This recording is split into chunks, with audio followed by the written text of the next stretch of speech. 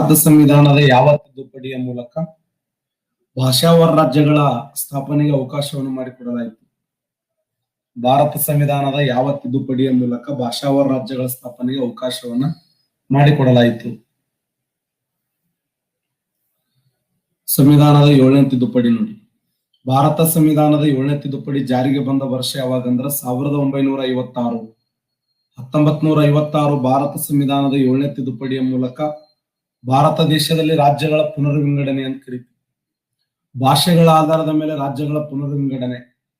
ಯಾವ್ಯಾವ ರಾಜ್ಯಗಳಲ್ಲಿ ಯಾವ ಯಾವ ಭಾಷೆಗಳನ್ನು ಮಾತನಾಡುತ್ತಾರಲ್ಲ ಆ ಭಾಷಿಕ ಜನಾಂಗದವರನ್ನ ಒಂದು ಮಾಡುವಂತ ಉದ್ದೇಶಕ್ಕಾಗಿ 1956 ಸಂವಿಧಾನದ 7ನೇ ತಿದ್ದುಪಡಿಯ ಮೂಲಕ ಭಾರತ ಸಂವಿಧಾನದಲ್ಲಿ ಭಾಷಾವಾರು ರಾಜ್ಯಗಳಿಗೆ ಅವಕಾಶವನ್ನು ಕೊಡಲಾಯಿತು.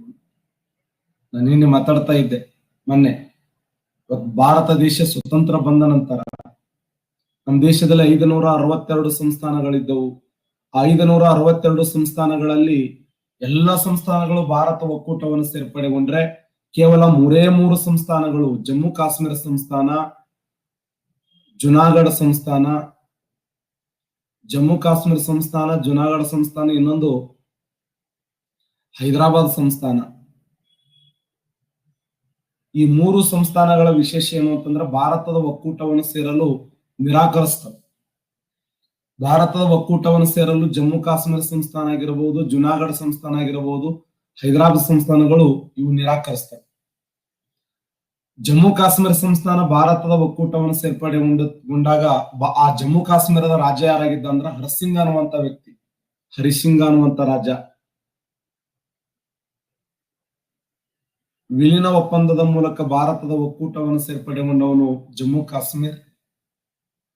ಇನ್ನು ಜುನಾಗಢ ಸಂಸ್ಥಾನ ಜನಾಭಿಪ್ರಾಯದ ಮೂಲಕ ಭಾರತ ಒಕ್ಕೂಟವನ್ನು ಸೇರ್ಪಡೆ ಆಗ್ತದೆ ಅಲ್ಲ.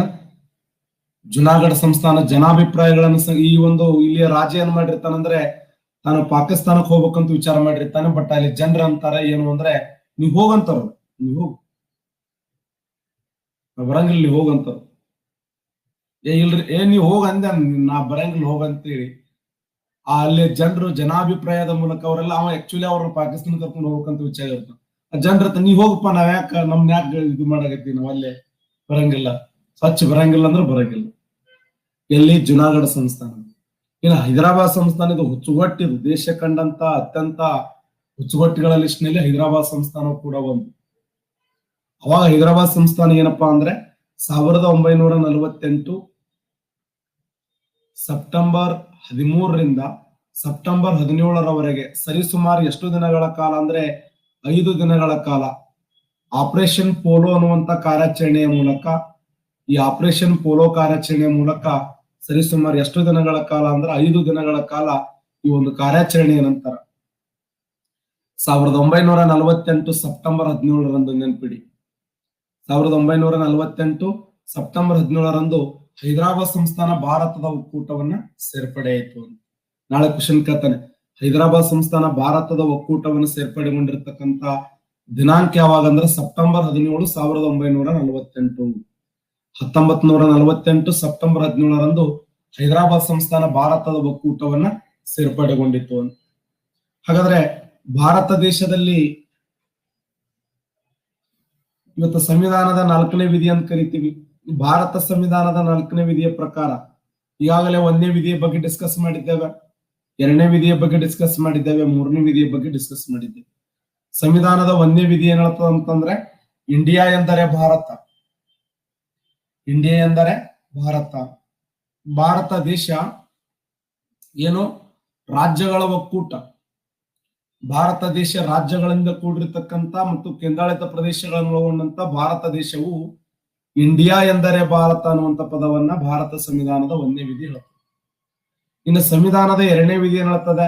ಹೊಸ ಪ್ರಾಂತ್ಯಗಳನ್ನ ವಿಲೀನ ಮಾಡುವುದು, ಹೊಸ ರಾಜ್ಯಗಳನ್ನ ವಿಲೀನ ಮಾಡುವುದು. ಭಾರತ ದೇಶದಿಂದ ಹೊರಗುಳಿಯಲ್ಪಟ್ಟಿರ್ತಕ್ಕಂಥ ರಾಜ್ಯಗಳನ್ನ, ಸಂಸ್ಥಾನಗಳನ್ನ ಅಥವಾ ಭಾರತ ದೇಶದ ಹೊರಗಿರುವಂತ ಭೂ ಪ್ರದೇಶಗಳನ್ನ ಭಾರತದ ಒಕ್ಕೂಟಕ್ಕೆ ಸೇರ್ಪಡೆ ಆಗಬೇಕು ಅಂತ ಹೇಳಿ ಭಾರತ ಸಂವಿಧಾನದ 2ನೇ ವಿಧಿ ಹೇಳ್ತದೆ.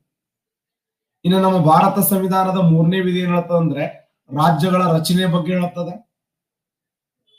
ಹೊಸ ರಾಜ್ಯಗಳ ಸ್ಥಾಪನೆಯ ಬಗ್ಗೆ ಹೇಳ್ತದೆ. ಇದು ವಿಲೀನ ಹೇಳ್ತದೆ, ಎಂಟ್ರಿ ಕೊಡುದು. ಇದು ಒಂದು ರಾಜ್ಯದಿಂದ ಇನ್ನೊಂದು ರಾಜ್ಯ ಡಿವೈಡ್ ಆಗೋದು, ರಾಜ್ಯದ ಗಡಿಯ ಬದಲಾವಣೆ, ಅದರ ಹೆಸರ ಬದಲಾವಣೆ, ಅದರ ವಿಸ್ತೀರ್ಣ ಬದಲಾವಣೆ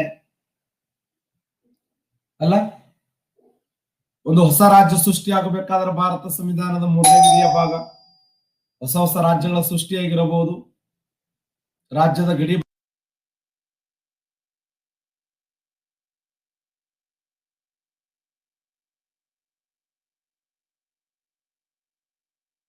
ಸಂವಿಧಾನದಲ್ಲಿ 3ನೇ ವಿಧಿ ಏನ್ ಹೇಳ್ತದ ಅಂದ್ರೆ ಹೊಸ ಹೊಸ ರಾಜ್ಯಗಳಿಗೆ ಸ್ಥಾಪನೆಗೆ ಸಂಬಂಧಪಟ್ಟಂಗೆ ಹೇಳ್ತದೆ.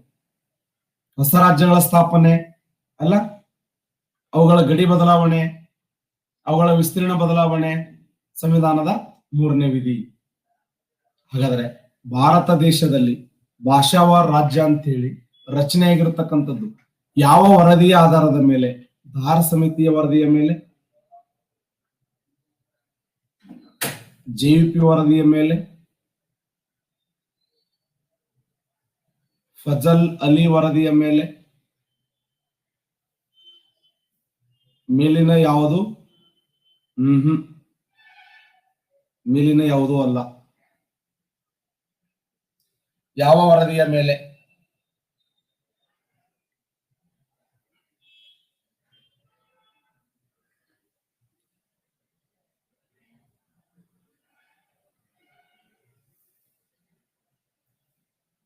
ಸರಿಯಾದಂತ ಉತ್ತರ ಫಜಲ್ ಅಲಿ, ರೈಟ್ ಆನ್ಸರ್ ನೋಡಿ. ಫಜಲ್ ಅಲಿ ಸರಿಯಾಗಿರುವಂತ ಉತ್ತರ. ಈಗಾಗಲೇ ನಾನು ಹೇಳಿದ್ದೆ ನಿಮಗೆ, ಕಮಿಟಿಗಳು ಜಾರಿಗೆ ಬರ್ತವೆ. 1948ರಲ್ಲಿ ಧಾರ ಸಮಿತಿ. ಈ ಧಾರ ಸಮಿತಿಯಲ್ಲಿ 2 ಸದಸ್ಯರಿದ್ರು, ಜೇನ್ ಲಾಲ್ ಮತ್ತು ಪನ್ನಾಲಾಲ್ ಅಂತೇಳಿ. ಜೇನ್ ಲಾಲ್, ಇನ್ನೊಬ್ರು ಯಾರು? ಪನ್ನಾಲಾಲ್. ಜೇನ್ ಲಾಲ್ ಮತ್ತು ಪನ್ನಾಲಾಲ್ ಅಂತೇಳಿ 2 ವ್ಯಕ್ತಿಗಳು ಧಾರ ಸಮಿತಿ.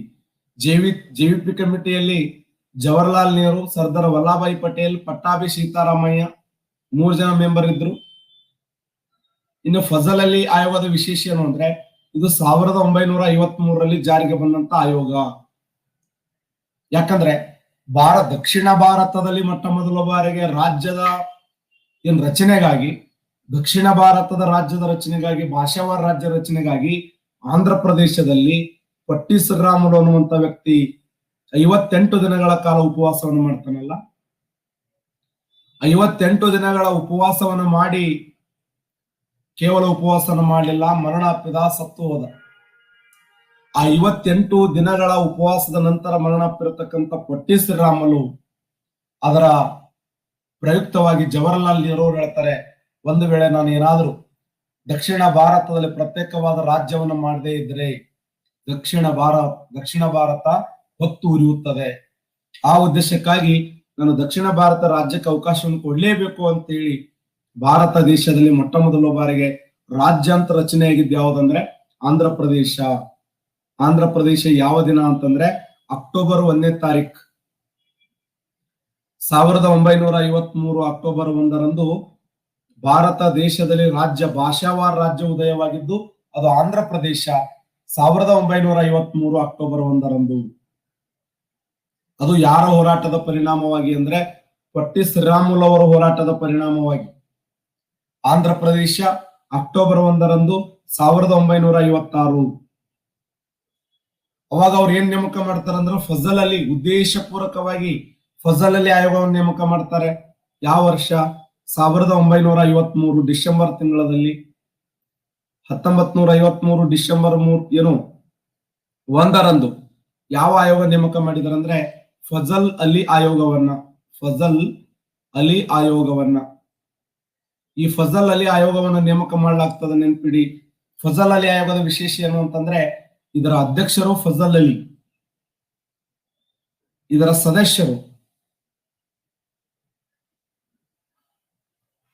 ಸದಸ್ಯರು ಯಾರು ಅಂತಂದ್ರೆ ಎಚ್.ಎನ್. ಕುಂಜ್ರು,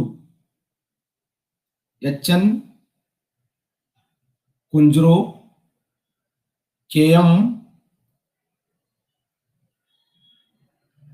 ಪಣಿಕರ್. ಎಚ್.ಎನ್. ಕುಂಜ್ರು ಮತ್ತು ಕೆ.ಎಂ. ಪಣಿಕರ್ ಅನ್ನುವಂತ 2 ಸದಸ್ಯರು. ಅಧ್ಯಕ್ಷರು ಯಾರಾಗಿದ್ರು ಅಂದ್ರೆ ಫಜಲ್ ಅಲಿ. ಫಜಲ್ ಅಲಿ ಅಧ್ಯಕ್ಷರು, ಸದಸ್ಯರು ಎಚ್.ಎನ್. ಕುಂಜ್ರು ಮತ್ತು ಕೆ.ಎಂ. ಪಣಿಕರ್. ಹಾಗಾದ್ರೆ ಇವರು ದೇಶಾದ್ಯಂತ ವರದಿ ತಗೊಂಡು ತಿರುಗಾಡ್ತಾರೆ. ಜನರ ಭಾವನೆಗಳನ್ನ ಅರ್ಥ ಮಾಡ್ಕೋತಾರ, ಜನರು ಹೋಗಿ ಕೇಳ್ತಾರ. ಇಡೀ ರಾಷ್ಟ್ರಾದ್ಯಂತ ಸುತ್ತಾಡಿ, ದೇಶಾದ್ಯಂತ ಸುತ್ತಾಡ್ರಿ ಜನರಿಗೆ ನಿಮ್ಗೆ ಏನ್ ಆಗ್ಬೇಕಾಗ್ಯದಪ್ಪ ಅಂತ ಕೇಳ್ತಾರ. ಅವ್ರ ನಿಧಿಗಳನ್ನಾಗ ಯಾರೇ ನೀವು ಅಂತಾರ, ಕೋನ್ ಬಾ ಮುಂಜಾನೆ ಮುಂಜಾನೆ ಬಂದು ಈಗ ಕೇಳಿದ್ರೆ ನಾವ್ ಏನ್ ಹೇಳ್ಬೇಕು? ಇಲ್ಲೋ ಮರ, ನಿನ್ ಆಂಧ್ರ ಬೇಕೋ, ಏನು ಕರ್ನಾಟಕ ಬೇಕೋ, ಕೇರಳ ಬೇಕೋ, ಮಹಾರಾಷ್ಟ್ರ ಬೇಕೋ, ಗುಜರಾತ್ ಬೇಕೋ, ಪಂಜಾಬ್ ಬೇಕೋ, ಹಿಂಗ ಕೇಳಿದಾಗ ಇಲ್ರಿ ನಮ್ಗೆ ಇದೇ ರಾಜ್ಯ ಬೇಕು ಅಂತ ಹೇಳಿ ಹೇಳ್ತಾರೆ. ಅದರ ಪರಿಣಾಮವಾಗಿ ಅಂದ್ರೆ ಇವರು ಫಜಲ್ ಅಲಿ ಆಯೋಗದ ವಿಶೇಷ ಏನು ಅಂತ ಕೇಳ್ತಾನೆ ನಾಳೆ ಕ್ವಶನ್. ಇದು 2017ರಲ್ಲಿ ಕೇಳಿದಂತ ಪ್ರಶ್ನೆ, 2017 KSC ಕೇಳಿದಂತ ಪ್ರಶ್ನೆ. ಏನ್ ಕೇಳಿದ್ದ ಅಂದ್ರೆ ಫಜಲ್ ಅಲಿ ಆಯೋಗದಲ್ಲಿ ಅಧ್ಯಕ್ಷರು ಯಾರು, ಸದಸ್ಯರು ಯಾರು ಅಂತ ಕೇಳಿದ್ದ. ಫಜಲ್ ಅಲಿ ಆಯೋಗದಲ್ಲಿ ಅಧ್ಯಕ್ಷರು ಯಾರು, ಸದಸ್ಯರು ಯಾರು, ನೇರವಾದ ಪ್ರಶ್ನೆ ಹಿಂಗೆ ಬಂದಿತ್ತು.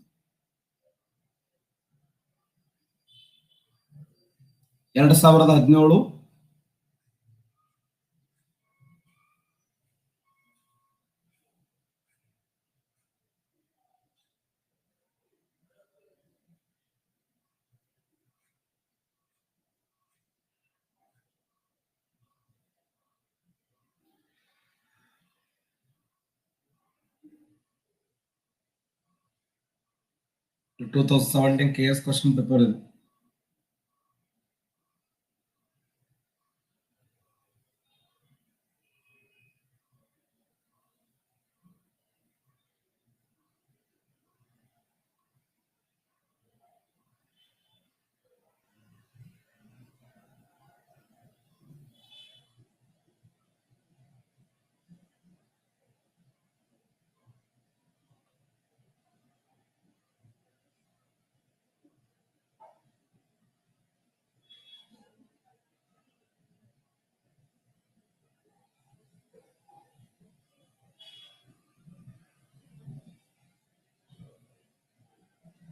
ದೇಖ್ ಬಾ,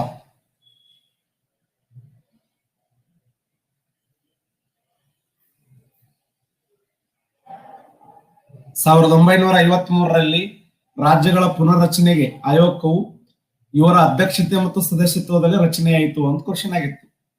2017 ಅದ್ರ ಡೇಟ್ ನೆನಪಾರಿದೆ ನನಗೆ. ಆಕ್ಚುಲಿ ಅದು ಇಲ್ಲ, ನಾನು ಡೇಟ್ ಹೇಳ್ತಿದ್ದೆ ನಿಮಗೆ. 2017ರಲ್ಲಿ KSC ಕೇಳಿದಂತ ಪ್ರಶ್ನೆ 1953ರಲ್ಲಿ ರಾಜ್ಯಗಳ ಪುನರ್ರಚನೆಗೆ ಆಯೋಗಕ್ಕೆ ಸಂಬಂಧಪಟ್ಟಂತೆ. ಯಾಕದು ಗಂಭೀರ ಚಿತ್ರದು ಮುಂಜಾನೆದ್ದು ಜಗಳ.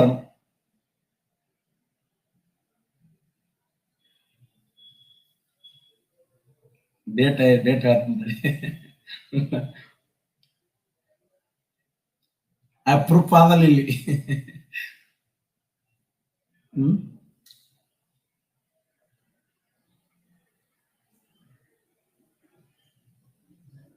ಅಧ್ಯಕ್ಷತೆ ಫಜಲ್ ಅಲಿ ಕೇಳಿ.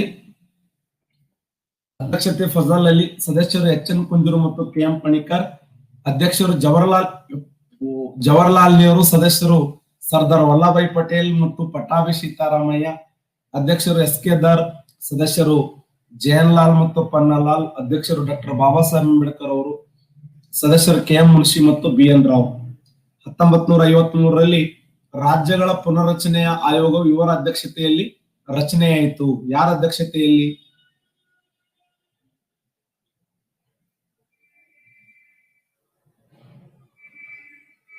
Excellent, very good.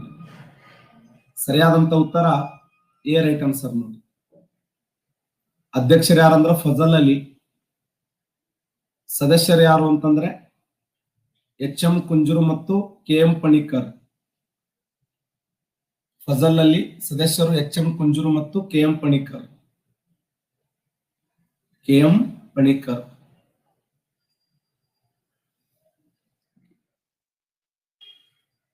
ನಾಗರಿಕ ಸೇವೆಗಳ ಸುಧಾರಣಾ ಸಮಿತಿ, ಪೊಲೀಸ್ ಸುಧಾರಣಾ ಸಮಿತಿ, ಮುಸಲ್ಮಾನ್ ಸ್ಥಾನಮಾನಗಳ ಸಮಿತಿ, ಕಾರ್ಪೊರೇಟ್ ಆಳ್ವಿಕೆ ಸಮಿತಿ. ಓಕೆನಾ? ಈ ಮುಸಲ್ಮಾನ್ ಸ್ಥಾನಮಾನಗಳ ಅಭಿವೃದ್ಧಿ ಸಮಿತಿಗಾಗಿ ನಿಮ್ಗೆ ಈಗಾಗಲೇ ಒಂದ್ಸರಿ ಹೇಳಿದ್ದೆ ನಾನು. ಯಾರ ನೇತೃತ್ವದಲ್ಲಿ? ಮುಸಲ್ಮಾನ್ ಸ್ಥಾನಮಾನಗಳ ಸಮಿತಿ. ರಾಜೇಂದ್ರ ಸಚಾರ್ ನೋಡಿ, ರಾಜೇಂದ್ರ ಸಚಾರ್. ಇದರಲ್ಲಿ ಒಂದೇ ಒಂದು ಸಿ ಇದೆ, C2 ಒಂದೇ ಇದೆ. ಆ ಉದ್ದೇಶಕ್ಕಾಗಿ ಒಂದು ರೈಟ್ ಆನ್ಸರ್.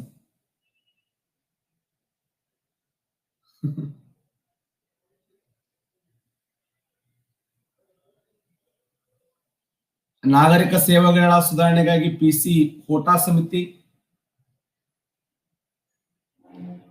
ಪೊಲೀಸ್ ಸುಧಾರಣೆಗಾಗಿ ನೇಮಕಗೊಂಡಿರತಕ್ಕಂಥ ಸಮಿತಿ ಯಾವುದಂದ್ರೆ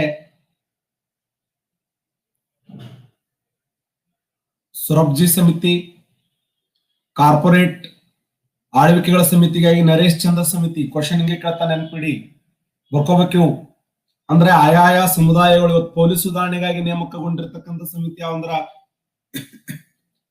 ಸೊರಬ್ ಸಮಿತಿ ಅಂತ ಕರಿತೀವಿ ಅಲ್ಲ.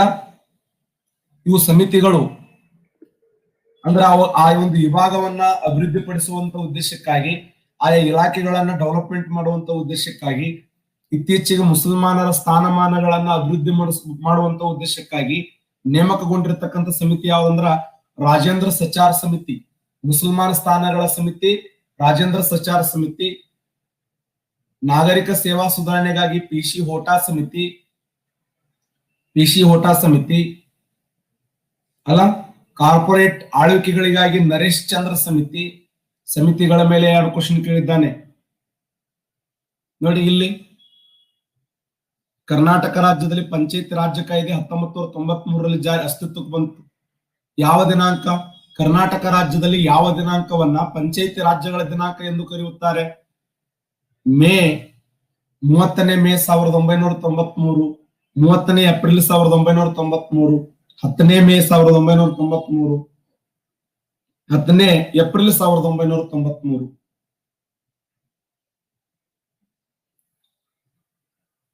ಕರೆಕ್ಟ್ ಆನ್ಸರ್ ಮಾಡಿ ನೋಡೋಣ. ಎಕ್ಸಲೆಂಟ್, 50% ಕರೆಕ್ಟ್ ಆನ್ಸರ್ ಮಾಡಿದ್ರಿ. 100ಕ್ಕೆ 100ರಲ್ಲಿ 90 ಮ್ಯಾಗ ಹಾಕ್ಬೇಕು ಆನ್ಸರ್ ನೋಡಿ. 48 ನಿಮ್ಗೆ ಹೇಳಿ ನಾನು. ಕರ್ನಾಟಕ ರಾಜ್ಯದಲ್ಲಿ ಪಂಚಾಯಿತಿ ದಿನಾಂಕ ಘೋಷಣೆ ಮಾಡಿದ್ದು ಮೇ 10ನೇ ತಾರೀಕು 1993. 1993 ಮೇ 10 ಕರ್ನಾಟಕ ರಾಜ್ಯದಲ್ಲಿ ಪಂಚಾಯತ್ ದಿನವನ್ನಾಗಿ ಆಚರಣೆ ಮಾಡಿದ್ರೆ, ದೇಶದಲ್ಲಿ ಪಂಚಾಯತ್ ದಿನ ಯಾವುದು?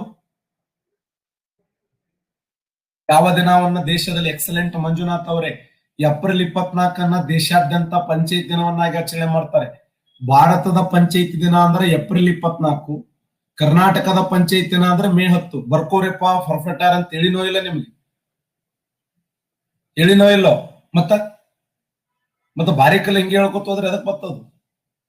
ಹೇಳಿದ್ದ ಅವತ್ತ ಪರ್ಫೆಕ್ಟ್ ಆಗ್ಬೇಕದು. ನಿಮಗ ಮಾಡ್ಬೇಕಂದ್ರೆ ಕಿಚ್ಚಬೇಕು. ಯಾರೋ ನೀರು ಕುಡ್ರಿ ಅನ್ನೋರು ನನ್ನ ಸಮಾಧಾನ ಮಾಡದಲ್ಲಿ, ನೀವು ಪರ್ಫೆಕ್ಟ್ ಆಗ್ಬೇಕತ್ ನಾ ಅಂತೀನಿ. 500 ಪೋಸ್ಟ್ ನ ಹೊಡಿಬೇಕು ಸರ್ ನಾವು ಅಂತ ಅನ್ಬೇಕು. ಪಂಚಾಯತಿ ಬಗ್ಗೆ ತಿಳಿಸುವ ಭಾಗ ಯಾವುದು? ಭಾರತ ಸಂವಿಧಾನದಲ್ಲಿ ಪಂಚಾಯತಿ ಬಗ್ಗೆ ತಿಳಿಸುವ ಭಾಗ ಎಕ್ಸಲೆಂಟ್ 9ನೇ ಭಾಗ. ರಾಜ್ಯ ನೀತಿ ನಿರ್ದೇಶಕ ತತ್ವಗಳಲ್ಲಿ ಯಾವ ವಿಧಿ ಪಂಚಾಯತಿ ಬಗ್ಗೆ ತಿಳಿಸ್ತದೆ? ಎಕ್ಸಲೆಂಟ್ 40ನೇ ವಿಧಿ. ಹಾಗಾದ್ರೆ ಸಂವಿಧಾನದ ಭಾಗ 9 ಎಲ್ಲಿಂದ ಸ್ಟಾರ್ಟ್ ಆಗ್ತದೆ?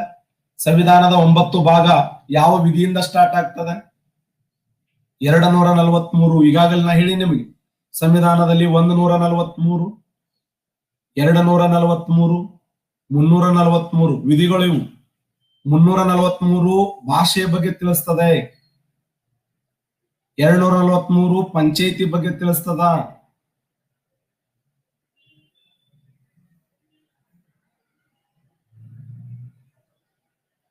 143 ಸುಪ್ರೀಂ ಕೋರ್ಟಿನ ಸಲಹಾ ವ್ಯಾಪ್ತಿಯ ಬಗ್ಗೆ ತಿಳಿಸ್ತದೆ. ರಾಷ್ಟ್ರಪತಿಯವರಿಗೆ ಸುಪ್ರೀಂ ಕೋರ್ಟಿನ ಸಲಹಾ ವ್ಯಾಪ್ತಿ ತಿಳಿಸುವುದು 143 ಅಲ್ಲ. 143ನೇ ವಿಧಿ ಸುಪ್ರೀಂ ಕೋರ್ಟಿನ ಸಲಹಾ ವ್ಯಾಪ್ತಿ.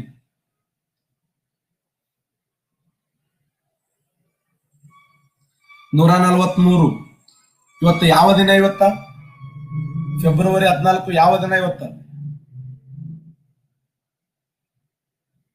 ವೆರಿ ಗುಡ್, 143 ದಿನ.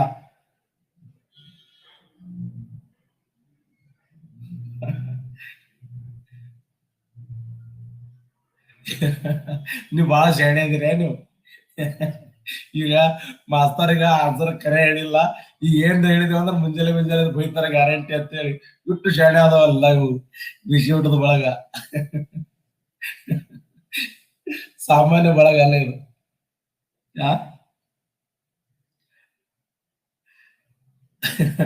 ಇದು ಕ್ವಶನ್ ಆಗಿದೆ ಮೊನ್ನೆ ಮೊನ್ನೆ ಗೋವಾ ಎಕ್ಸಾಮ್ ಬರ್ಲಕ್ಕೂ ಗೋವಾದ ಎಕ್ಸಾಮ್ ಕ್ವಶನ್ ಆಗಿದೆ ಅದು ಫೆಬ್ರವರಿ 14 ಮೇಲೆ ಕ್ವಶನ್ ಕೇಳ್ಯಾನೋ ಇಲ್ಲೋ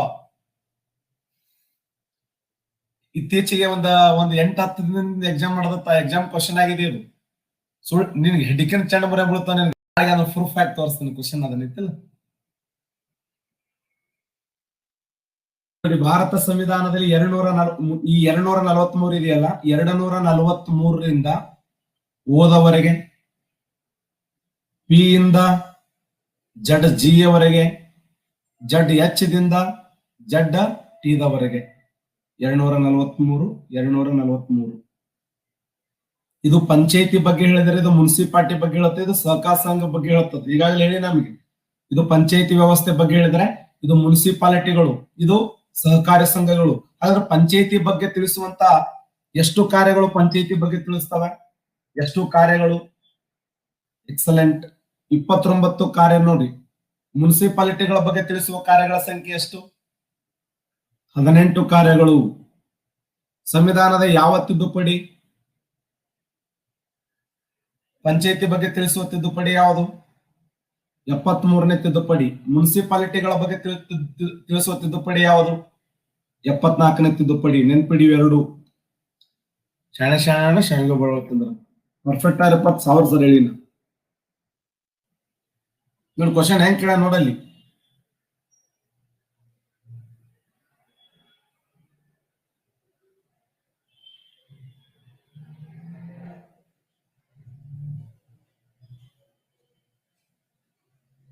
ಸಮಿತಿಗಳ ಮೇಲೆ ಈಗಾಗಲೇ ಹೇಳಿ ನೋಡಿ ಗೃಹ ಸಮಿತಿ ವಾಣಿಜ್ಯ ವ್ಯವಸ್ಥೆಗಳ ಸಮಿತಿ ಕೇಂದ್ರ ಸಂವಿಧಾನ ಸಮಿತಿ ಪ್ರಾಂತೀಯ ಸಂವಿಧಾನ ಸಮಿತಿ ಕೇಂದ್ರ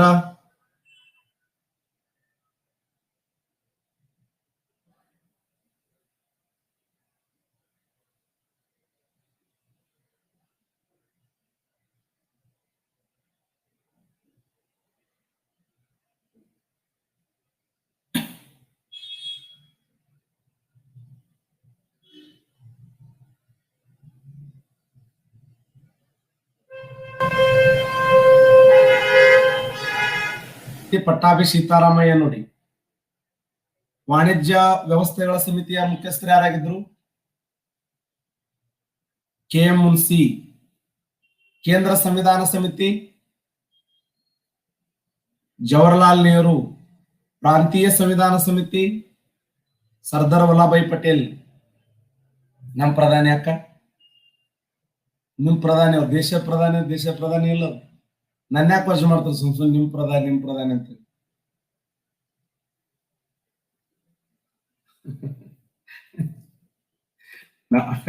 ಇಂಥದಕ್ಕರ ಶಾಲೆ ನಿಮ್ ಪ್ರಧಾನಿ ನಮ್ ಪ್ರಧಾನಿ ಹೋದ್ರಪ್ಪ ಅಂದ್ರೆ ಇಲ್ಲ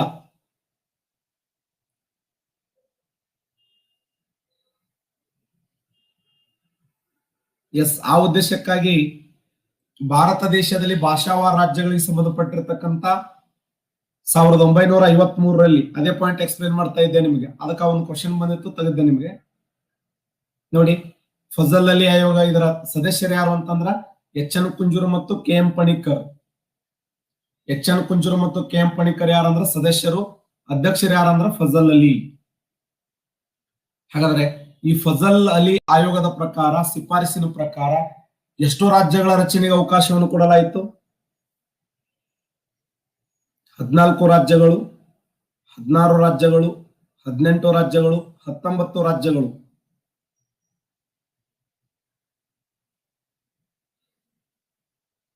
ಹದಿನಾಲ್ಕು ರಾಜ್ಯಗಳು 16 ರಾಜ್ಯಗಳು 18 ರಾಜ್ಯಗಳು 19 ರಾಜ್ಯಗಳು ಫಜಲ್ ಅಲಿ ಆಯೋಗದ ಪ್ರಕಾರ ಎಷ್ಟು ರಾಜ್ಯಗಳನ್ನು ಸ್ಥಾಪನೆ ಮಾಡಬೇಕು ಅಂತ ಹೇಳ್ತು ಫಜಲ್ ಅಲಿ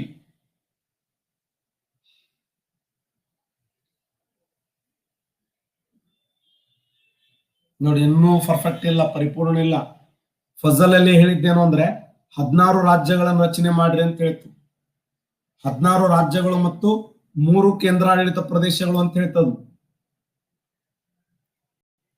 16 ರಾಜ್ಯಗಳು 3 ಕೇಂದ್ರಾಡಳಿತ ಪ್ರದೇಶಗಳನ್ನ ರಚನೆ ಮಾಡ್ರಪ್ಪ ಅಂತ ಹೇಳಿ ಫಜಲ್ ಅಲಿ ದೇಶಾದ್ಯಂತ ತನ್ನ ಕಮಿಟಿಯನ್ನು ತಗೊಂಡು ತನ್ನ ವರದಿಯನ್ನು ತಗೊಂಡು ದೇಶಾದ್ಯಂತ ಸುತ್ತಾಡಿ ಯಾರ್ಯಾರ ಜೊತೆಯಲ್ಲಿ ಎಚ್.ಎನ್. ಕುಂಜೂರು, ಕೆ.ಎಂ. ಪಣಿಕ್ಕರ್ ಅವರು ಇಡೀ ದೇಶಾದ್ಯಂತ ಸುತ್ತಾಡಿ 16 ರಾಜ್ಯಗಳು 3 ಕೇಂದ್ರಾಡಳಿತ ಪ್ರದೇಶಗಳು ರಚನೆ ಆಗಬೇಕು ಅನ್ನುವಂತ ಸಂದೇಶವನ್ನ ಕೊಡಲಾಯಿತು.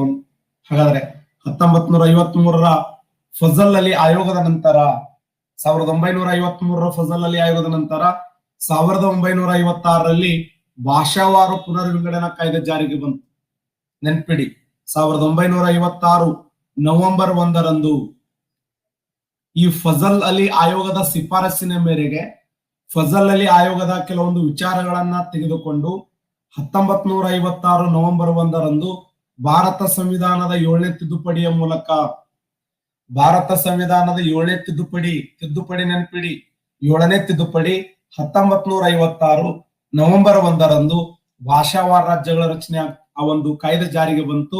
ಈ ಒಂದು ಕಾಯ್ದೆ ಪ್ರಕಾರ ಎಷ್ಟು ರಾಜ್ಯಗಳು ಅಂತಂದ್ರೆ 14 ರಾಜ್ಯಗಳು ಮತ್ತು 6 ಕೇಂದ್ರಾಡಳಿತ ಪ್ರದೇಶಗಳು ರಚನೆಯಾದವು. 14 ರಾಜ್ಯಗಳು, 14 ಭಾಷೆಗಳು, 14 ರಾಜ್ಯಗಳು, 14 ಭಾಷೆಗಳು. ಹೌದಲ್ಲೋ? ಭಾರತ ಸಂವಿಧಾನ ಜಾರಿಗೆ ಬಂದಾಗ ಮೂಲ ಭಾಷೆಗಳ ಸಂಖ್ಯೆ ಎಷ್ಟು ಅಂತ ಕೇಳಿದ್ದಾನೆ. ಭಾರತ ಸಂವಿಧಾನ ಜಾರಿಗೆ ಬಂದಾಗ ಮೂಲ ಭಾಷೆಗಳ ಸಂಖ್ಯೆ 14 ಭಾಷೆಗಳು. ನೋಡಿ, 15ನೇ ಭಾಷೆಯಾಗಿ ಯಾವುದು? 15ನೇ ಭಾಷೆಯಾಗಿ ಸಿಂಧಿ ಭಾಷೆ. ನೋಡಿ, 15ನೇ ಭಾಷೆಯಾಗಿ ಸಿಂಧಿ ಭಾಷೆಯನ್ನು ಸ್ವೀಕಾರ ಮಾಡಲಾಯಿತು. 14 ಭಾಷೆಗಳು ಜಾರಿಗೆ ಬಂದವು ಅಲ್ಲ. 15ನೇ ಭಾಷೆಯಾಗಿ ಸಿಂಧಿ ಸಂವಿಧಾನದ 21ನೇ ತಿದ್ದುಪಡಿಯ ಮೂಲಕ ಸಿಂಧಿ ಭಾಷೆ. ಗರಿಷ್ಠ ಸಿಂಧಿ ಮಾತನಾಡುವ ರಾಜ್ಯ ಯಾವುದು? ಗುಜರಾತ್. ಭಾರತ ದೇಶದಲ್ಲಿ ಅತಿ ಹೆಚ್ಚು ಸಿಂಧಿ ಮಾತನಾಡುವ ರಾಜ್ಯ ಅಂದ್ರೆ ಗುಜರಾತ್. ನೆನ್ಪಿಡಿ, ನಮ್ಮ ಇಡೀ ದೇಶದಲ್ಲಿಯೇ ಅತಿ ಹೆಚ್ಚು ಸಿಂಧಿ ಮಾತನಾಡುವ ರಾಜ್ಯ ಯಾವಂದ್ರೆ ಗುಜರಾತ್. 14 ರಾಜ್ಯಗಳು, 6 ಕೇಂದ್ರಾಡಳಿತ ಪ್ರದೇಶಗಳ ರಚನೆಯಾದವು ಸಂವಿಧಾನದಲ್ಲಿ 1956 ಸಂವಿಧಾನದ 7ನೇ ತಿದ್ದುಪಡಿಯ ಮೂಲಕ. ಹಾಗಾದ್ರೆ ಸಂವಿಧಾನದ 7ನೇ ತಿದ್ದುಪಡಿಯ ಮೂಲಕ ಸಂವಿಧಾನದ ಯಾವ ಭಾಗವನ್ನು ರದ್ದುಪಡಿಸಲಾಯಿತು?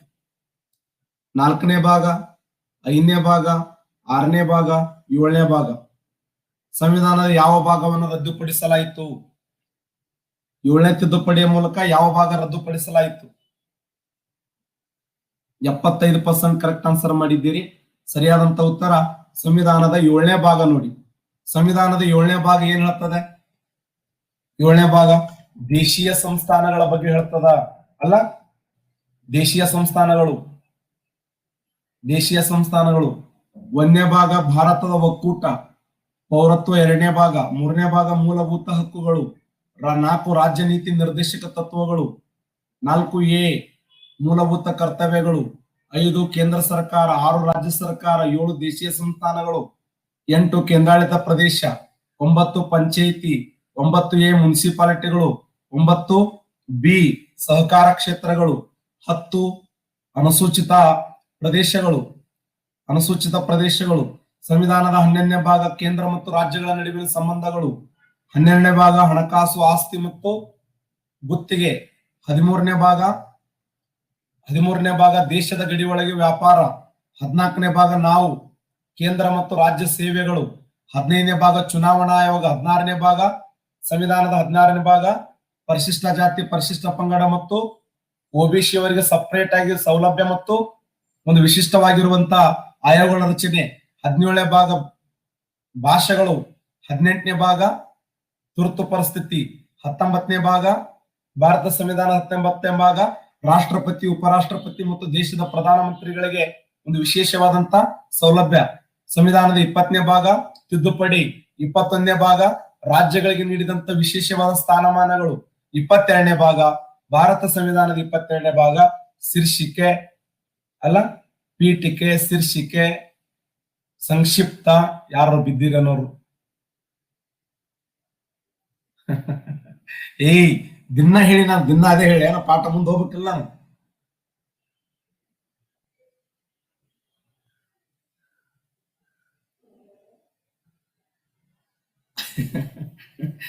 ನಾನೇ ಹೇಳುದು, ನಾನೇ ಓದುದು, ಮತ್ ನಾನೇ ರಿಪೀಟ್ ಮಾಡೋದು.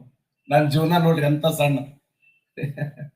ಹೊಳ್ಳಿ ಹೇಳೋವನ ನಾನೇ, ಹೊಳ್ಳಿ ರಿಪೀಟ್ ಮಾಡೋವ್ ನಾನೇ, ಮತ್ ರಾತ್ರಿ ಕೂತ್ ಓದ್ಬೇಕಲ್ಲ, ನಾನೇ ಓದ್ಬೇಕು. ನೀವು ಆರಾಮ್ ಕೂತ್ಕೊಂಡು ಕವಿದಾಗ ಅಲ್ಲೇ ಕೂತ್ಕೊಂಡು ಹೇಳ್ರಿ, ಏನ್ ಹೇಳ್ತಾರೆ ಹೇಳ್ರಿ, ಎಷ್ಟು ಕೂಲ, ಏನ್ ಸುದ್ದಿ ಅದು ನೀವು. ಹ್ಮ್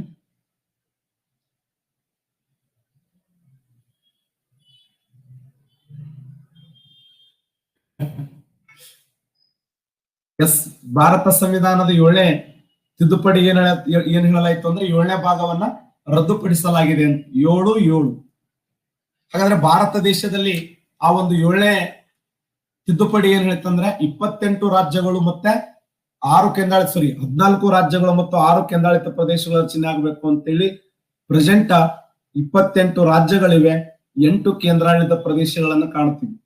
ಪ್ರೆಸೆಂಟ್ ಭಾರತ ದೇಶದಲ್ಲಿ ಎಷ್ಟು ರಾಜ್ಯಗಳಿವೆ ಅಂದ್ರೆ 28 ರಾಜ್ಯಗಳು, 8 ಕೇಂದ್ರಾಡಳಿತ ಪ್ರದೇಶಗಳನ್ನು ನೋಡ್ತೀವಿ. ಹಾಗಾದ್ರೆ ಭಾರತ ದೇಶದಲ್ಲಿ ಅಸ್ತಿತ್ವಕ್ಕೆ ಬಂದಂತ ರಾಜ್ಯಗಳು 1956 ನಂತರ 1956 ನಂತರ ಅಸ್ತಿತ್ವಕ್ಕೆ ಬಂದಂತ ರಾಜ್ಯಗಳು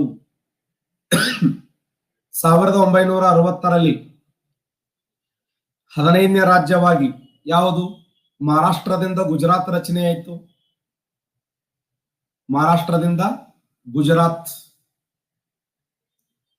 ಭಾರತ ದೇಶದಲ್ಲಿ ಗುಜರಾತ್ ರಾಜ್ಯ ಸೃಷ್ಟಿಯಾಗಿದ್ದು ಯಾವಾಗ ಅಂದ್ರೆ 1960ರಲ್ಲಿ. ಯಾವ ರಾಜ್ಯದಿಂದ ಅಂದ್ರೆ ಅದು ಮಹಾರಾಷ್ಟ್ರದಿಂದ ಗುಜರಾತ್ ರಚನೆ ಆಯಿತು. ನಮ್ಮ ಭಾರತ ದೇಶದ ಎಷ್ಟನೇ ರಾಜ್ಯವಾಗಿ? 15ನೇ ರಾಜ್ಯವಾಗಿ. ಇಲ್ಲಿಯ ಭಾಷೆ, ಅತಿ ಹೆಚ್ಚು ಮಾತನಾಡುವ ಭಾಷೆ ಸಿಂಧಿ ಭಾಷೆ, ನಿಮ್ಗೆಲ್ಲ ಗೊತ್ತದೆ. 15ನೇ ರಾಜ್ಯವಾಗಿ ಸಿಂಧಿ ಉದಯವಾಯಿತು ಅಂತ ಅಲ್ಲ. ಭಾರತ ದೇಶದಲ್ಲಿ 15ನೇ ರಾಜ್ಯವಾಗಿ 1960 ಮಹಾರಾಷ್ಟ್ರದಿಂದ ಗುಜರಾತ್ ರಚನೆ ಆಯಿತು. 16ನೇ ರಾಜ್ಯ 1963ರಲ್ಲಿ 1963ರಲ್ಲಿ ಇನ್ನೊಂದು ರಾಜ್ಯವಾಗಿ ಉದಯವಾಯಿತು. ಯಾವುದಂದ್ರೆ ಅಸ್ಸಾಂ ರಾಜ್ಯದಿಂದ ನಾಗಾಲ್ಯಾಂಡ್. ಅಸ್ಸಾಂ ರಾಜ್ಯದಿಂದ ನಾಗಾಲ್ಯಾಂಡ್ ಜನ್ಮವನ್ನು ತಾಳಿತು. ನೆನ್ಪಿಡಿ, 1963ರಲ್ಲಿ ಅಸ್ಸಾಂ ರಾಜ್ಯದಿಂದ ನಾಗಾಲ್ಯಾಂಡ್ ಜನ್ಮ ತಾಳಿತು. 1966ರಲ್ಲಿ 1966ರಲ್ಲಿ ಹರಿಯಾಣ ರಾಜ್ಯದಿಂದ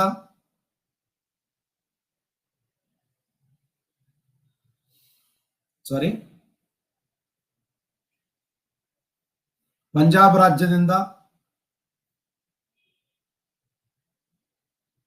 ರಾಜ್ಯದಿಂದ ಯಾವ ರಾಜ್ಯ ಸೃಷ್ಟಿಯಾಯಿತು ಅಂದ್ರೆ ಹರಿಯಾಣ ರಾಜ್ಯ ಸೃಷ್ಟಿಯಾಯಿತು. ಮಹಾರಾಷ್ಟ್ರದಿಂದ ಗುಜರಾತ್, ಅಸ್ಸಾಮದಿಂದ ನಾಗಾಲ್ಯಾಂಡ್, ಪಂಜಾಬದಿಂದ ಹರಿಯಾಣ. 15ನೇ ರಾಜ್ಯ, 16ನೇ ರಾಜ್ಯ, 17ನೇ ರಾಜ್ಯ ಹರಿಯಾಣ, ನಾಗಾಲ್ಯಾಂಡ್, ಗುಜರಾತ್ ಅನುಕ್ರಮವಾಗಿ. 15ನೇ ರಾಜ್ಯ ಗುಜರಾತ್, ನಂತರ ನಾಗಾಲ್ಯಾಂಡ್, ನಂತರ ಹರಿಯಾಣ. ಇನ್ನು 1971ರಲ್ಲಿ ಕೇಂದ್ರಾಡಳಿತ ಪ್ರದೇಶವಾಗಿರುವಂತಹ ಹಿಮಾಚಲ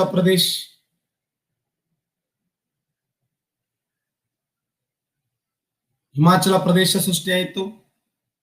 1972ರಲ್ಲಿ ಯಾವುದು? 3 ರಾಜ್ಯಗಳು ಸೃಷ್ಟಿಯಾದವು. 3 ರಾಜ್ಯಗಳು 1972ರಲ್ಲಿ. ಆ 3 ರಾಜ್ಯಗಳು ಯಾವ ಅಂತಂದ್ರೆ MTM ಅಂದ್ರೆ ಯಾವುದು? ಮಣಿಪುರ, ತ್ರಿಪುರ, ಮೇಘಾಲಯ. 3 ರಾಜ್ಯಗಳು ಎಟ್ ಎ ಟೈಮ್ ಸ್ಥಾಪನೆಯಾದ 1972ರಲ್ಲಿ. ಒಂದು ಮಣಿಪುರ ರಾಜ್ಯ ರಚನೆ ಆಯಿತು, ತ್ರಿಪುರ ರಾಜ್ಯ ರಚನೆ ಆಯಿತು, ಮತ್ತೆ ಮೇಘಾಲಯ. 3 ರಾಜ್ಯಗಳು 1972ರಲ್ಲಿ ರಚನೆಯಾದವು. ಗುಜರಾತ್ ಫಸ್ಟ್, ನಂತರ ನಾಗಾಲ್ಯಾಂಡ್, ನಂತರ ಹರಿಯಾಣ, ನಂತರ ಹಿಮಾಚಲ ಪ್ರದೇಶ್. 3 ರಾಜ್ಯಗಳು ಸೃಷ್ಟಿಯಾದವು. ಆ 3 ರಾಜ್ಯಗಳು ಯಾವಂದ್ರೆ ಈ ಸಪ್ತ ಸಹೋದರ ರಾಜ್ಯಗಳಲ್ಲಿ ಮಣಿಪುರ ರಚನೆ ಆಯಿತು, ತ್ರಿಪುರ ರಚನೆ ಆಯಿತು, ಮೇಘಾಲಯ ರಚನೆ ಆಯಿತು. 3 ರಾಜ್ಯಗಳು 1972ರಲ್ಲಿ, 1972. ಇನ್ನ ಭಾರತ ದೇಶದಲ್ಲಿ ಇನ್ನೊಂದು ರಾಜ್ಯ ಸೃಷ್ಟಿಯಾಯಿತು 1975ರಲ್ಲಿ. ಹಾಗಾದ್ರೆ ಸಂವಿಧಾನದ ಎಷ್ಟನೇ ತಿದ್ದುಪಡಿಯ ಮೂಲಕ? ಭಾರತ ಸಂವಿಧಾನದ ಯಾವ ತಿದ್ದುಪಡಿಯ ಮೂಲಕ? ಎಕ್ಸಲೆಂಟ್, 36ನೇ ತಿದ್ದುಪಡಿ. ನೋಡಿ, ಭಾರತ ಸಂವಿಧಾನದಲ್ಲಿ 36ನೇ ತಿದ್ದುಪಡಿಯ ಮೂಲಕ ಮತ್ತೊಂದು ರಾಜ್ಯ ಉದಯವಾಗ್ತದೋ ಅದು ಯಾವುದಂದ್ರೆ ಸಿಕ್ಕಿಂ ರಾಜ್ಯ. ನೋಡಿ, ಸಿಕ್ಕಿಂ ರಾಜ್ಯ ನೆನ್ಪಿಡಿ. ಇಲ್ಲಿ ಯಾಕೆ ತಿದ್ದುಪಡಿ ಮಾಡಿದ್ರು ಅಂತಂದ್ರೆ ಇದು ಆಲ್ರೆಡಿ 1974ರಲ್ಲಿ ನಮ್ಮ ದೇಶದ ಒಕ್ಕೂಟವನ್ನು ಸೇರ್ಪಡೆಯಾಗಿತ್ತು. 1974ರಲ್ಲಿ ಸಿಕ್ಕಿಂ ರಾಜ್ಯ ಭಾರತದ ಒಕ್ಕೂಟವನ್ನು ಸೇರ್ಪಡೆಯಾಗಿತ್ತು. ಆ ಕೇಂದ್ರಾಡಳಿತ ಪ್ರದೇಶವಾಗಿರುವಂತಹ ಸಿಕ್ಕಿಂ ರಾಜ್ಯವನ್ನ ಮತ್ತೆ ಭಾರತ ದೇಶದ ರಾಜ್ಯ ಅಂತ ಘೋಷಣೆ ಮಾಡಬೇಕಾದ್ರೆ 1975 ಸಂವಿಧಾನದ 36ನೇ ತಿದ್ದುಪಡಿಯ ಮೂಲಕ ಸಿಕ್ಕಿಂ ರಾಜ್ಯವನ್ನ ನಮ್ಮ ದೇಶದಲ್ಲಿ 22ನೇ ರಾಜ್ಯವನ್ನಾಗಿ ಘೋಷಣೆ ಮಾಡುವಂತ ಪ್ರಯತ್ನಕ್ಕೂ ನಾವು ಮುಂದಾದೆವು. ಅಲ್ಲ, ಭಾರತ ದೇಶದ 22ನೇ ರಾಜ್ಯ ಅಂದ್ರೆ Sikkim.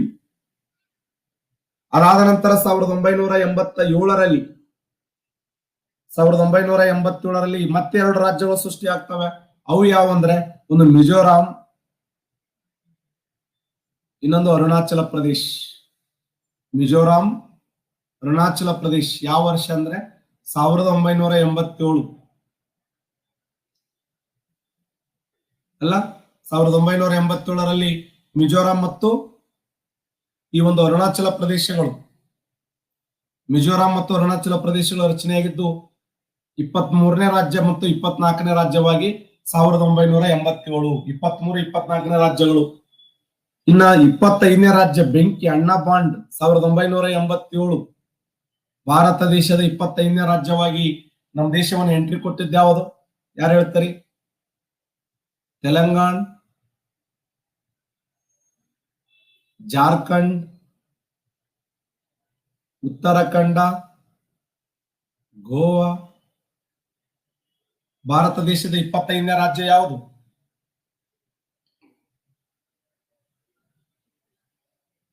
Excellent, Goa right answer. ನೋಡಿ, 25ನೇ ರಾಜ್ಯ ಯಾವ ವರ್ಷ ಅಂದ್ರೆ 1987. 1987 ಸಂವಿಧಾನದ 25ನೇ ತಿದ್ದುಪಡಿಯ ಮೂಲಕ ಭಾರತ ದೇಶದಲ್ಲಿ 25ನೇ ರಾಜ್ಯವಾಗಿ ಹೊಸ ರಾಜ್ಯ ನಮ್ಮ ರಾಜ್ಯದಲ್ಲಿ ಅಸ್ತಿತ್ವಕ್ಕೆ ಬಂತು. ಅದು ಯಾವುದಂದ್ರೆ ಗೋವಾ. ಶಿವಪ್ಪನ ತವರು ಮನೆಯಾಗಿರುವಂತ ಗೋವಾ ಭಾರತ ದೇಶದಲ್ಲಿ ರಾಜ್ಯ ಎಂದು ಘೋಷಣೆಯಾಗಿದ್ದು ಯಾವಾಗ ಅಂತಂದ್ರೆ 1987 25ನೇ ರಾಜ್ಯ ಗೋವಾ ಭಾರತ ದೇಶದಲ್ಲಿ ಅಸ್ತಿತ್ವಕ್ಕೆ ಬಂದಿತ್ತು. ಈಗ ಮೊನ್ನೆ 2020 PSI ಕೇಳಿದಂತ ಪ್ರಶ್ನೆ, ಗೋವಾ ರಾಜ್ಯ ಭಾರತ ದೇಶದಲ್ಲಿ ಎಷ್ಟನೇ, ಏನ್ ಕೇಳಿದ್ದ ಕ್ವಶನ್? PSI ಏನ್ ಕೇಳಿದ್ದ? ಈಗ ಅಟೆಂಡ್ ಆತ ನೋಡ್ಲಿ, ನಿನ್ ಹೆಡ್ಕಿನ್ ಚಾಣ ಮರ ಮುಗಿತಾವ ಶಿವಪ್ಪ. 1987ರಲ್ಲಿ ರಚನೆ ಆಗಿರುವಂತ ರಾಜ್ಯ ಯಾವ್ದಂದ್ರೆ ಅದು ಗೋವಾ ರಾಜ್ಯ. ನೋಡ ಮಕ್ಕೊಂಡಿದ್ದಾರೆ ಅಂತ ನೀ PSI ಆಗ್ಬೇಕಲ್ಲ, ಮತ್ತೆ ಬರೇ ಪೊಲೀಸ್ ಆಗಿ ಸುಮ್ ಕುಂದ್ರದಲ್ಲ. ನಮಗ್ ನಿದ್ದಿಲ್ಲ ನಮ್ಗೆ. ನೋಡಿ, PSI ಕೇಳಿದಂತ ಪ್ರಶ್ನೆ ಅದು. ಭಾರತ ದೇಶದ 25ನೇ ರಾಜ್ಯವಾಗಿ ಸೃಷ್ಟಿಯಾಗಿದ್ದು ಯಾವುದು ಅಂತಂದ್ರೆ ಅದು ಗೋವಾ. 1987 ಗೋವಾ ರಾಜ್ಯ 1987. ಯಾವ ದಿನಾಂಕ? 1987 ಮೇ 30ರಂದು. ಮೇ 30, 1987ರಂದು ಹೊಸ ರಾಜ್ಯವಾಗಿರುವಂತಹ ಗೋವಾ ಸೃಷ್ಟಿಯಾಗಿದ್ದು 1987 ಮೇ 30ರಂದು. ನೆಕ್ಸ್ಟ್ ಹೋಗೋಣ. ನಮ್ಮ ದೇಶದಲ್ಲಿ ಎಟ್ ಎ ಟೈಮ್ 2000ರಲ್ಲಿ 3 ರಾಜ್ಯಗಳ ರಚನೆಯಾದವು. 2000ರಲ್ಲಿ 3 ರಾಜ್ಯಗಳು. ನವೆಂಬರ್ 1ನೇ ತಾರೀಕು ಒಂದು, ನವೆಂಬರ್ 9ನೇ ತಾರೀಕು ಒಂದು, ನವೆಂಬರ್ 15ನೇ ತಾರೀಕು ಒಂದು, ಅನುಕ್ರಮವಾಗಿ. ಯಾವ್ಯಾವ ರಾಜ್ಯಗಳಿಂದ ಇಬ್ಬಾಗ ಅದು? ಮಧ್ಯಪ್ರದೇಶದಿಂದ ಒಂದು ರಾಜ್ಯ, ಉತ್ತರ ಪ್ರದೇಶದಿಂದ ಒಂದು ರಾಜ್ಯ, ಬಿಹಾರದಿಂದ ಒಂದು ರಾಜ್ಯ. ನೀವೇ ಹೇಳಬೇಕು. 26ನೇ ರಾಜ್ಯ, 27ನೇ ರಾಜ್ಯ, 28ನೇ ರಾಜ್ಯ. ಮಧ್ಯಪ್ರದೇಶದಿಂದ ಯಾವ ರಾಜ್ಯ ಇಬ್ಬಾಗ ಆಯ್ತು? ಇತ್ತೀಚಿನ ರಾಜ್ಯಗಳ ನೆನಪಿಡಿ. ಮಧ್ಯಪ್ರದೇಶದಿಂದ ಯಾವ ರಾಜ್ಯ? ಛತ್ತೀಸ್ಗಢ.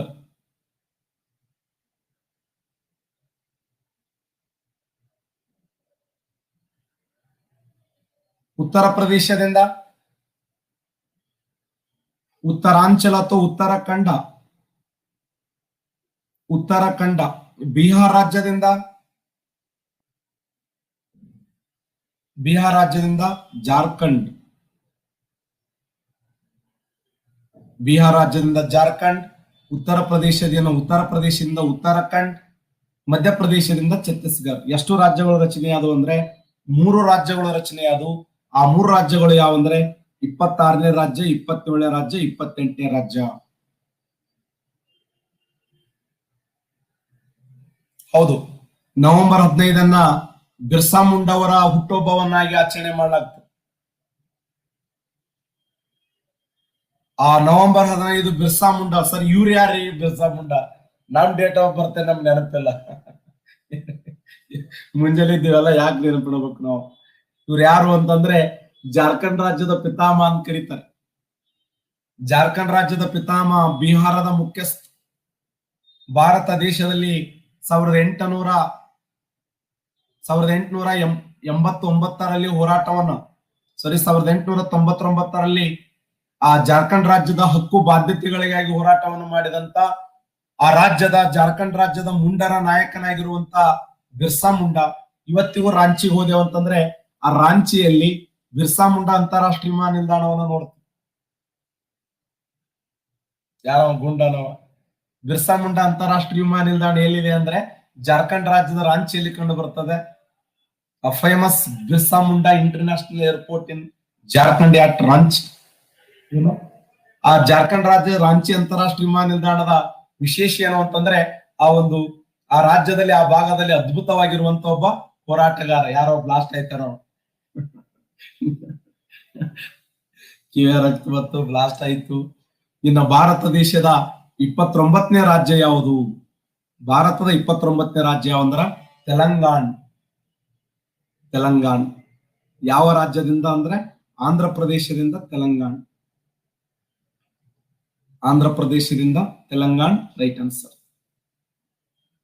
ಇವತ್ತು ಭಾರತದ 29ನೇ ರಾಜ್ಯವಾಗಿ ಯಾವ ವರ್ಷ ರಚನೆ ಆಯಿತು ಅಂದ್ರೆ 2014 ಜೂನ್ 2ರಂದು.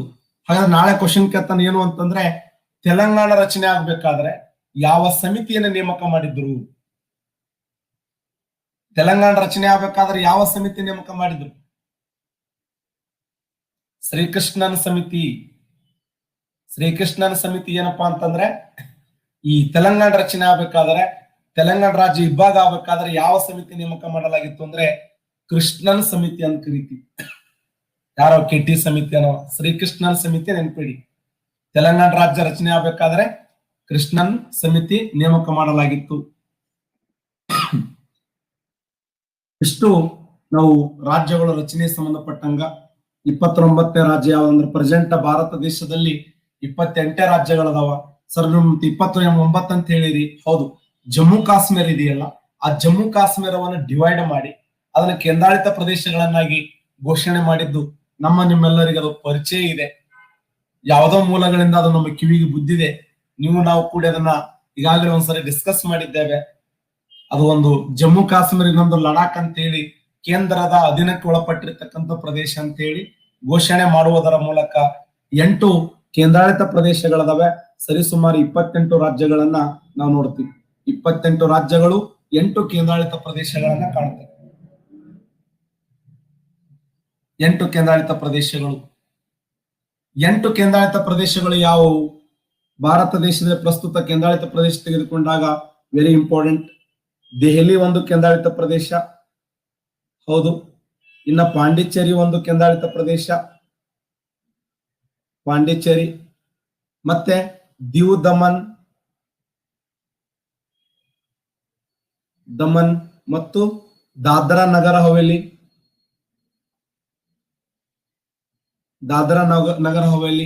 ಮತ್ತೆ ಅಂಡೋಮಾನ್ ನಿಕೋಬಾರ್,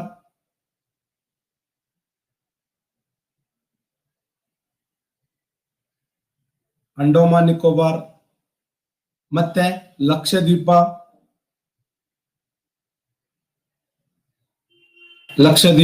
ಮತ್ತೆ ಜಮ್ಮು ಮತ್ತು ಕಾಶ್ಮೀರ್, ಲಡಾಖ್.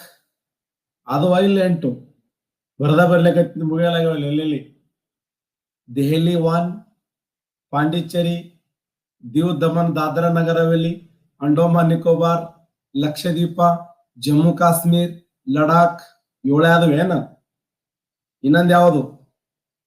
ಇಲ್ಲೇ ಬರೋದು ಮೇಲೆ. ಚಂಡೀಗಢ ಒಂದು,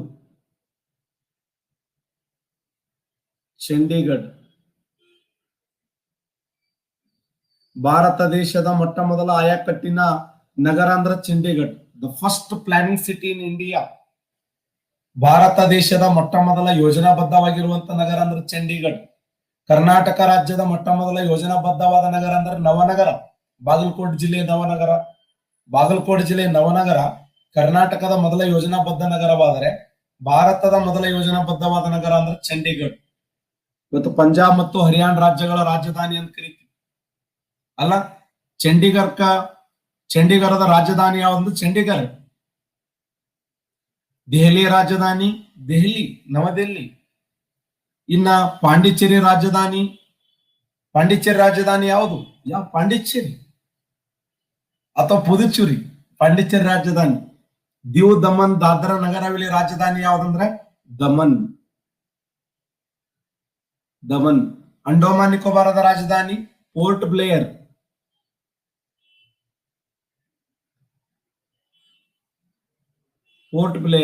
ಲಕ್ಷದ್ವೀಪದ ರಾಜಧಾನಿ ಕವರತ್ತಿ. ಜಮ್ಮು ಕಾಶ್ಮೀರದ ರಾಜಧಾನಿ ಶ್ರೀನಗರ್. ಲಡಾಖದ ರಾಜಧಾನಿ ಲೇಹ.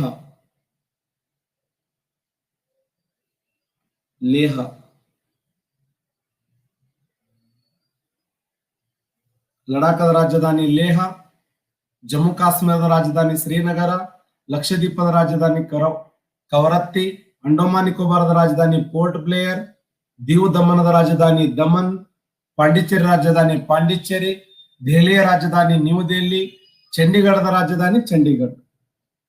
ಪ್ರಸ್ತುತ 5 ಕೇಂದ್ರಾಡಳಿತ ಪ್ರದೇಶಗಳು.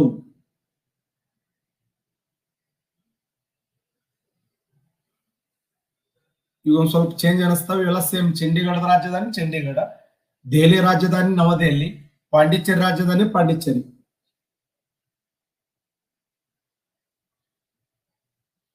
ಹಾಗಾದ್ರೆ ಭಾರತ ಸಂವಿಧಾನದಲ್ಲಿ ಇವುಗಳಿಗೆ ಹೈಕೋರ್ಟ್ಗಳು ಎಲ್ಲೆಲ್ಲಿ ಕೊಟ್ಟಿದ್ದಾರೆ? ಲಡಾಖ್ಗೆ ಹೈಕೋರ್ಟ್ ಎಲ್ಲಿದೆ? ಯಾರು ಹೇಳ್ತೀರಿ? ಲಡಾಖ್ಗೆ ಹೈಕೋರ್ಟ್ ಎಲ್ಲಿ ಕೊಟ್ಟಿದ್ದಾರೆ? ಎಕ್ಸಲೆಂಟ್. ಜಮ್ಮು ಕಾಶ್ಮೀರ್ ಕೊಟ್ಟಿದ್ದಾರೆ ನೋಡಿ. ಜಮ್ಮು ಕಾಶ್ಮೀರ್. ಜಮ್ಮು ಕಾಶ್ಮೀರ್. ಲಕ್ಷದ್ವೀಪಕ್ಕೆ ಯಾರು ಎಲ್ಲಿ ಕೊಟ್ಟಿದ್ದಾರೆ? ಎಕ್ಸಲೆಂಟ್. ಲಕ್ಷದ್ವೀಪ ಕೇರಳ ಸಮೀಪ ಇದೆ, ಕೇರಳಕ್ಕೆ ಅವಕಾಶ ಕೊಟ್ಟಿದ್ದಾರೆ. ಅಂಡೋಮಾನ್ ನಿಕೋಬಾರಕ್ಕೆ ಕಲ್ಕತ್ತಾ.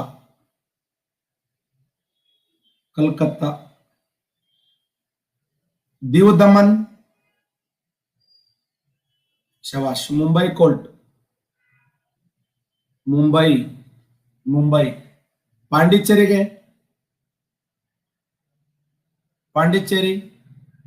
ಚೆನ್ನೈ. ಮದ್ರಾಸ್ ಅಥವಾ ಚೆನ್ನೈ ಪಾಂಡಿಚೇರಿಗೆ. ಇನ್ನು ದೆಹಲಿ ಚಂಡೀಗಢ ಸಪರೇಟ್ ಆಗಿರುವಂತ ಹೈಕೋರ್ಟ್ಗಳದಾವೆ. ಅಲ್ಲೆಲ್ಲ ಸಮೀಪ ಯಾವ್ಯಾವ ಅಲ್ಲಿ ಕೊಟ್ಟಿರ್ತಾರ ಅಷ್ಟೇ.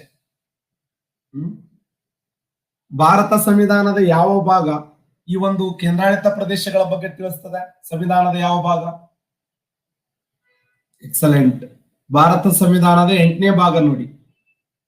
ಭಾರತ ಸಂವಿಧಾನದ 8ನೇ ಭಾಗ ವಿಧಿ ಎಲ್ಲಿಂದ ಎಲ್ಲಿವರೆಗೆ ಅಂದ್ರ 239ರಿಂದ 242ರವರೆಗೆ. ಭಾರತ ಸಂವಿಧಾನದಲ್ಲಿ 239ರಿಂದ 242ರವರೆಗೆ. 239ರಿಂದ 242ರವರೆಗೆ ಸಂವಿಧಾನದ ಯಾವ ಭಾಗ ಅಂದ್ರೆ 8ನೇ ಭಾಗದ ಬಗ್ಗೆ ಮಾಹಿತಿಯನ್ನು ನೀಡಲಾಗಿದೆ. ಅದು ಕೇಂದ್ರಾಡಳಿತ ಪ್ರದೇಶಗಳು.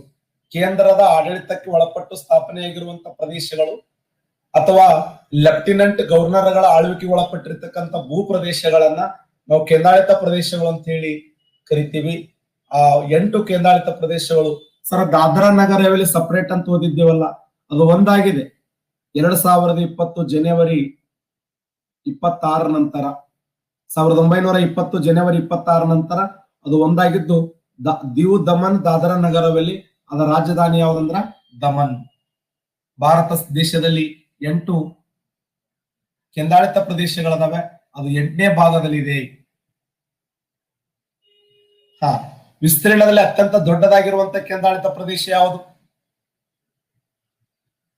ವಿಸ್ತೀರ್ಣದಲ್ಲಿ ಅತ್ಯಂತ ದೊಡ್ಡದಾಗಿರುವಂತ ಕೇಂದ್ರಾಡಳಿತ ಪ್ರದೇಶ ಜಮ್ಮು ಕಾಶ್ಮೀರ. ನೋಡಿ, ಜಮ್ಮು ಕಾಶ್ಮೀರ್ ಅತಿ ದೊಡ್ಡ ಕೇಂದ್ರಾಡಳಿತ ಪ್ರದೇಶ ಅಂದ್ರೆ ಜಮ್ಮು ಕಾಶ್ಮೀರ್. ಅತಿ ಚಿಕ್ಕದಾದದ್ದು ಅಂದ್ರೆ ಲಕ್ಷದ್ವೀಪ. ಲಕ್ಷದ್ವೀಪ ಬರೇ 32 ಇದೆ. ಇದು 1,15,000 ಇದೆ ಜಮ್ಮು ಕಾಶ್ಮೀರ್. ಲಡಾಖ್ ಅಲ್ಲ, ಜಮ್ಮು ಕಾಶ್ಮೀರ್ ರೈಟ್ ಆನ್ಸರ್. ನೋಡಿ, ಭಾರತ ಸಂವಿಧಾನದ 8ನೇ ಭಾಗ ವಿಧಿ 239ರಿಂದ 242ರವರೆಗೆ 239ರಿಂದ 242ರವರೆಗೆ ಕೇಂದ್ರಾಡಳಿತ ಪ್ರದೇಶಗಳ ಬಗ್ಗೆ ಮಾಹಿತಿಯನ್ನು ನೀಡಲಾಗ್ತದೆ. ಇಲ್ಲೊಂದು ಸ್ವಲ್ಪ ಬದಲಾವಣೆಗಳದಾವೆ. ಏನು ಬದಲಾವಣೆ ಅಂತಂದ್ರೆ, ಭಾರತ ದೇಶದಲ್ಲಿ ನಿಮ್ಗೆ ಗೊತ್ತಿರಲಿ, ಭಾರತ ಸಂವಿಧಾನದಲ್ಲಿ 69ನೇ ತಿದ್ದುಪಡಿಯ ಮೂಲಕ, ಭಾರತ ಸಂವಿಧಾನದ 69ನೇ ತಿದ್ದುಪಡಿ ಏನ್ ಹೇಳ್ತದೆ ಅಂದ್ರೆ, ದೆಹಲಿಯನ್ನ ಭಾರತ ದೇಶದ ಕೇಂದ್ರಾಡಳಿತ ರಾಜಧಾನಿ ಎಂದು ಘೋಷಣೆ ಮಾಡಲಾಗಿದೆ. ಯಾವ ವರ್ಷ ಅಂದ್ರೆ 1992 ಫೆಬ್ರವರಿ 2ರಂದು. ಸಂವಿಧಾನದ ಎಷ್ಟನೇ ತಿದ್ದುಪಡಿ? 69ನೇ ತಿದ್ದುಪಡಿಯ ಮೂಲಕ ದೆಹಲಿಯನ್ನ ಭಾರತ ದೇಶದ ರಾಜಧಾನಿ ಎಂದು ಅಧಿಕೃತವಾಗಿ ಘೋಷಣೆ ಮಾಡಲಾಗಿದೆ. ಹಾಗಾದ್ರೆ ಆ ದೆಹಲಿ ಭಾರತ ರಾಜಧಾನಿಯಾಗಿದ್ದು 1911 ಅಲ್ಲ, ಕಲ್ಕತ್ತಾದಿಂದ ದೆಹಲಿಗೆ ರಾಜಧಾನಿ ವರ್ಗಾವಣೆ ಆಗಿದ್ದು 1911.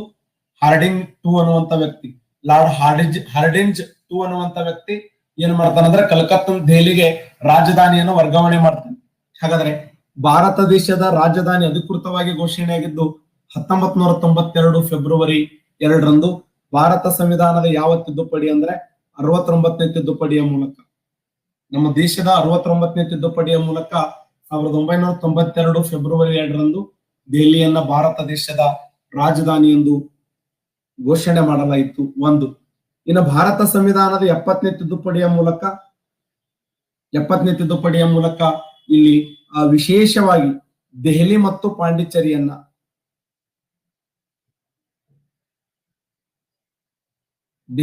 ಪಾಂಡಿಚೇರಿಯನ್ನ ರಾಷ್ಟ್ರಪತಿ ಚುನಾವಣೆಯಲ್ಲಿ ಮತದಾನ ಮಾಡಲು ಅವಕಾಶವನ್ನು ಕೊಡಲಾಯಿತು.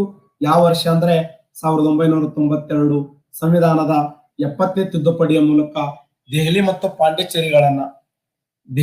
ಪಾಂಡಿಚೇರಿಗಳು ಇವತ್ತೇನು ರಾಷ್ಟ್ರಪತಿ ಎಲೆಕ್ಷನ್ ನಡೀತದಲ್ಲ, ಆ ರಾಷ್ಟ್ರಪತಿ ಎಲೆಕ್ಷನ್ ದಲ್ಲಿ ಲೋಕಸಭೆ ಮತ್ತು ರಾಜ್ಯಸಭೆಯ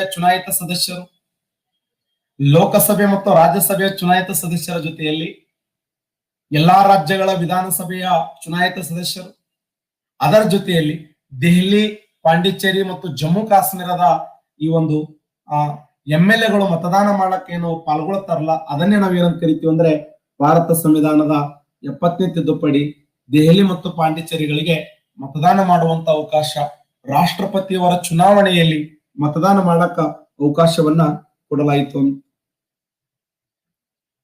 ಹಾಗಾದ್ರೆ ಭಾರತ ಸಂವಿಧಾನದಲ್ಲಿ 241ನೇ ವಿಧಿ, ಭಾರತ ಸಂವಿಧಾನದ 241ನೇ ವಿಧಿ ಏನಂತಂದ್ರೆ, ಸಂಸತ್ತು ಕಾನೂನುಗಳು ರೂಪಿಸುವುದರೊಂದಿಗೆ ಕೇಂದ್ರಾಡಳಿತ ಪ್ರದೇಶಗಳಿಗೆ ಪ್ರತ್ಯೇಕವಾಗಿರುವಂತಹ ಹೈಕೋರ್ಟ್ಗಳನ್ನ ಅಥವಾ ಪಕ್ಕದ ಸಮೀಪದಲ್ಲಿ ಯಾವ ರಾಜ್ಯ ಇದೆಯೋ ಆ ರಾಜ್ಯಕ್ಕೆ ಆ ಹೈಕೋರ್ಟ್ ಅನ್ನು ಸೇರಿಸುವುದರ ಮೂಲಕ, ಪಕ್ಕದಲ್ಲಿ ಯಾವ್ದಾದ್ರು ಸಮೀಪ ರಾಜ್ಯ ಇತ್ತಂದ್ರ ಅಲ್ಲಿ ಹೋರಬಾರ ಅಂತ ಕಳಿಸ್ಬಿಡುದು, ಇಲ್ಲಾಂದ್ರೆ ಅವ್ರಿಗೆ ಸಪರೇಟ್ ಆಗಿರುವಂತ ಒಂದು ಹೈಕೋರ್ಟ್ ಅನ್ನು ಸ್ಥಾಪನೆ ಮಾಡಬೇಕು ಅಂತ ಹೇಳಿ ತಿಳಿಸುವಂತ ವಿಧಿ ಯಾವುದಂದ್ರೆ 241ನೇ ವಿಧಿ. ಭಾರತ ಸಂವಿಧಾನದ 241ನೇ ವಿಧಿಯ ಪ್ರಕಾರ ಒಂದು ಪ್ರತ್ಯೇಕವಾಗಿರುವಂತ ಹೈಕೋರ್ಟ್ ಮತ್ತು ಆ ಸಮೀಪ ಇರುವಂತ ರಾಜ್ಯಗಳಿಗೆ ಹೈಕೋರ್ಟ್ ಸೇರಿಸುವಂತ ಅವಕಾಶವನ್ನ ಕೊಡಲಾಯಿತು. ಇಲ್ಲಿಗೆ ಈ ಒಂದು ಚಾಪ್ಟರ್ ಕಂಪ್ಲೀಟ್ ಆಯ್ತು. ನಾಳೆ ಅವಧಿಯಲ್ಲಿ 2ನೇ ಚಾಪ್ಟರ್ಗೆ ನಾವು ಪಾದಾರ್ಪಣೆಯನ್ನು ಮಾಡ್ತಾ ಇದ್ದೇವೆ. ನಾಳೆ ಅವಧಿಯಲ್ಲಿ ಯಾವುದಂದ್ರೆ ಪೌರತ್ವದ ಬಗ್ಗೆ.